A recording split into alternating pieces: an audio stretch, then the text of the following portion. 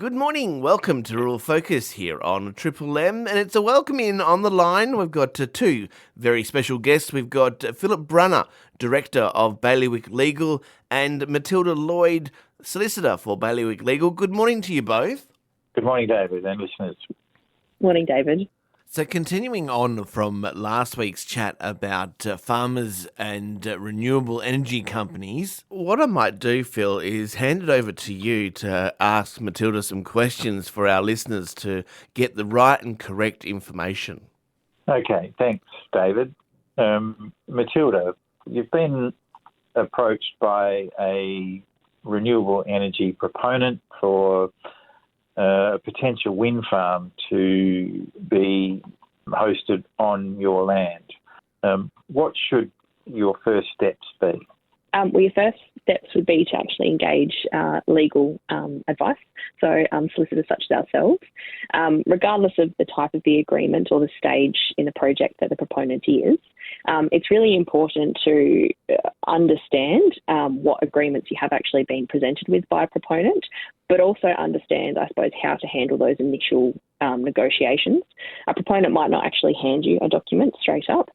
They might just wish to have a discussion about the project, whether or not, your land is available and suitable for the project. And it's really important that you actually, understand what a wind farm project looks like, what proponents are seeking to do, and get some advice really early on to understand what's ahead of you, because often these projects, they're anywhere from 10 to 90 years, depending on what the proponent is hoping to do, whether it is a wind and solar or if it's a wind farm but there's multiple stages.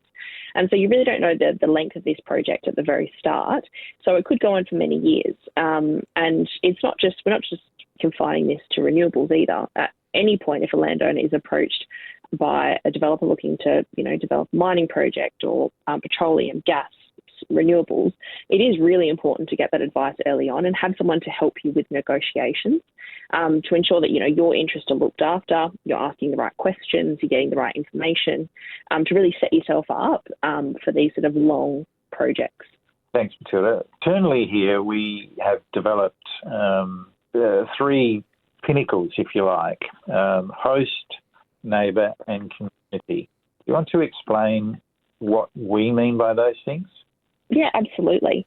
So in that initial phase of any renewable project, there's the engagement with landowners, but that engagement extends also to neighbours in the community. So obviously the landowner is the one that will be hosting a turbine, or it might be associated infrastructure. So it might be a high voltage line and the towers that go up there.